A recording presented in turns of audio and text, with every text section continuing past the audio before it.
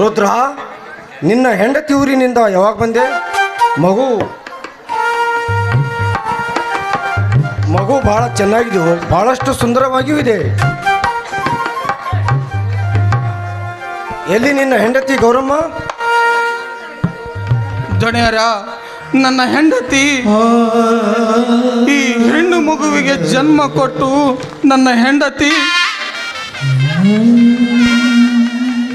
ನಿನ್ನ ಹೆಂಡತಿ ಏನಾಯ್ತು ರುದ್ರ? ನನ್ನ ಹೆಂಡತಿ ಈ ಹೆಣ್ಣು ಮಗುವಿಗೆ ಜನ್ಮ ಕೊಟ್ಟು ಸತ್ತು ಹೋದಳು ದೊಣೆಯರ. ರುದ್ರ,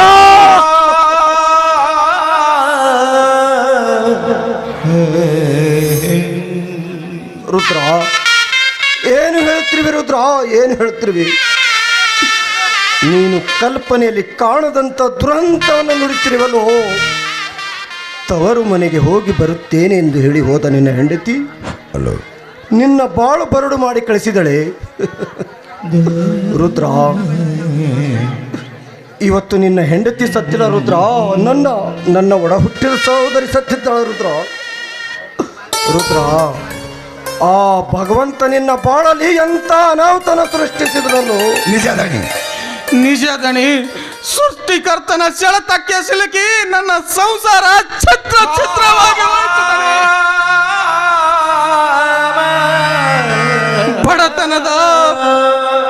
ಬಡತನದ ಬೇಗುದಿಯಲ್ಲಿ ಬಾಳ್ವೆ ಎಷ್ಟೇ ಭಾರವಾಗಿದ್ದರೂ ಭಯ ಪಡದೆ ನಾವಿಬ್ಬರು ಜೀವನ ಸಾಗಿಸುತ್ತಿದ್ದೆವು.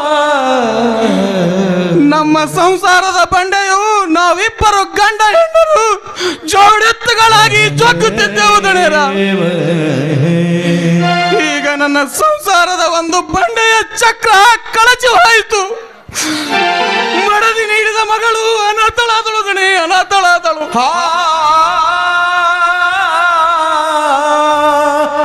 ಈ ಪಾಪಿ ಹೆಣ್ಣು ಮಗು ಹುಟ್ಟದಿದ್ದರೆ ನನ್ನ ಮಡದಿ ಸಾಯ್ತಾ ಇರ್ಲಿಲ್ಲ ದಣಿ, ಸಾಯ್ತಾ ಇರ್ಲಿಲ್ಲ. ರುದ್ರ, ನಿನ್ನ ಕಲ್ಪನೆ ತಪ್ಪಾಗಿದೆ ರುದ್ರ, ನಿನ್ನ ಕಲ್ಪನೆ ತಪ್ಪಾಗಿದೆ. ಕೈ ಸುಟ್ಟ ಕಾರಣಕ್ಕೆ ಕೋಪದಿಂದ ದೀಪದ ಪಣತಿಯ ನೋಡಬಾರದು. ಯಾರ ಸಾವಿಗೆ ಯಾರ ಜನ್ಮ ಕಾರಣವಲ್ಲ. ಈ ಲೋಕದಲ್ಲಿ ಹುಟ್ಟುವರು ಹುಟ್ಟಿರುತ್ತಾರೆ, ಸಾಯುವರು ಸಾಯುತ್ತಾರೆ. ಹುಟ್ಟು ಸಾಯುವರ ನಡುವೆ ಸಂಬಂಧ ಕಟ್ಟಲು ನಾವ್ಯಾರು ರುದ್ರ, ನಾವ್ಯಾರು? ಅವರವರ ಭೋಗ ಅವರವರ ಬೆನ್ನಿಗೆ ಕಟ್ಟಿಕೊಂಡು ಈ ಭೂಮಿಗೆ ಬಂದಿರುವರು. ಬರೀ ಹುಚ್ಚು ಬರಿಮೇಲೆ ಬಡಿದಾಡುವುದೇ ಈ ಮಾನವನ ಮೂರ್ಖತನ ರುದ್ರ, ಮೂರ್ಖತನ. ದಣಿ, ಹಾಗಾದರೆ ನನ್ನ ಮಡದಿಯನ್ನ ಮರಿಲೇಬೇಕಾ ದಣಿ? ಮರೆಯಲೇಬೇಕು ರುದ್ರ, ಮರೆಯಲೇಬೇಕು. ಹುಟ್ಟುವ ಮಾನವ ಈ ಪ್ರಪಂಚವನ್ನು ಬಿಟ್ಟು ಹೋಗುವಾಗ ಮಾಡಿಕೊಂಡ ಹೆಂಡತಿ ಎಷ್ಟು ದಿವಸದವಳು. ನಮ್ಮಿಂದ ಮಾಯವಾದದ್ದಲ್ಲ, ನಾವು ಮರೆಯಲೇಬೇಕು. ಮರೆಯಲು ಮನಸ್ಸು ಗಟ್ಟಿ ನಿರ್ಧಾರ ಮಾಡುವುದ್ರ. ಮಡದಿ ಮರೆತರು ಮಡದಿ ನೀಡಿದ ಮಗಳ ಮುಂದಿನ ಭವಿಷ್ಯ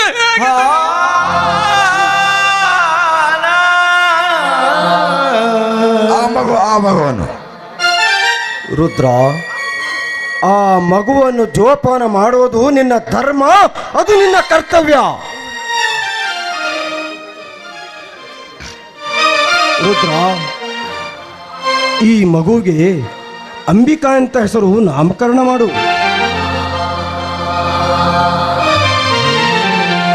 ಇವರ ಮನೆಯಲ್ಲಿ ಬಿಟ್ಟು ಕೂಲಿ ಲಾಲಿ ಹಚ್ಚಬೇಡ. ಈ ಮಗುವಿಗೆ ಒಳ್ಳೆಯ ಶಿಕ್ಷಣ ಕಲಿಸು, ಸುಶಿಕ್ಷಿತ ಸಾಲಿನಲ್ಲಿ ನಿಲ್ಲಿಸು.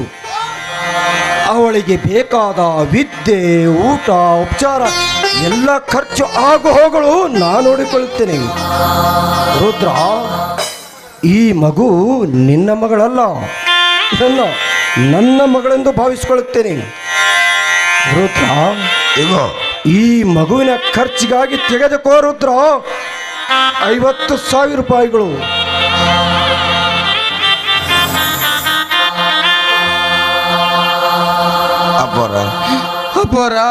ಅಬ್ಬರ ಈ ನಿಮ್ಮ ಋಣ ನಾನು ಯಾವ ಜನ್ಮದಲ್ಲಿ ಮುಟ್ಟಿಸ್ಬೇಕು? ಮುಟ್ಟಿಸ್ಬೇಕ್ರಿ ಅಪ್ಪರ? ಯಾವ ಜನ್ಮದಲ್ಲಿ ಮುಟ್ಟಿಸ್ಬೇಕ್ರಿ? ಯಾಕೋ ರುದ್ರ ಕಣ್ಣೀರು? ಋಣ ಮುಟ್ಟಿಸೋ ಕಾಲ ಬಂದೇ ಬರುತ್ತದೆ. ಉಂಡವರಿಗೆ ಉಣಿಸೋಕ್ಕಿಂತ ಹಸಿದವರಿಗೆ ಅನ್ನ ಹಾಕಬೇಕು. ಇದು ನಿಜವಾದ ಮಾನವನ ಧರ್ಮ.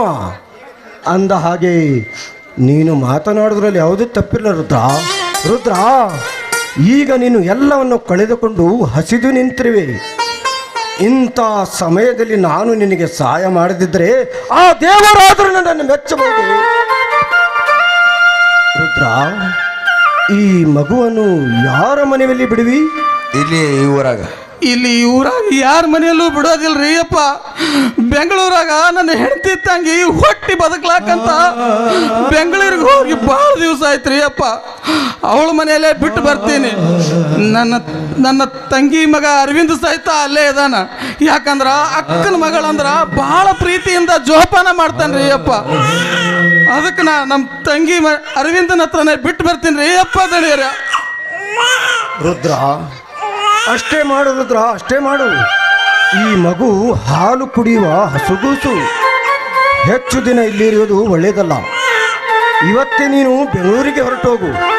ಈ ಮಗುವಿಗೆ ಬಿಟ್ಟು ಬರುವಾಗ ಒಳ್ಳೆ ಶಿಕ್ಷಣ ಕಲಿಸುವಂತ ಚೆನ್ನಾಗಿ ಹೇಳಿ ಕೇಳಿ ಬಾರುದ್ರ. ಆಯ್ತು ರೀ ದಣಿಯರ, ನಾವು ಹೋಗಿ ಬರ್ತೀನಿ ರೀ ದಣಿಯರ. ರುದ್ರ, ಹೋಗಿ ಬಾರುದ್ರ. ದೇವರು ನಿನಗೆ ಒಳ್ಳೇದು ಮಾಡಲಿ. ಆ ಕರ್ಣನಂತೆ ನೀದಾನಿಯಾದೆ, ಇನ್ನೊಂದು ಜೀವಕ್ಕೆ ಆಧಾರವಾದೆ. ಆ ಕರ್ಣನಂತೆ ನೀದಾನಿಯಾದೆ, ಇನ್ನೊಂದು ಜೀವಕ್ಕೆ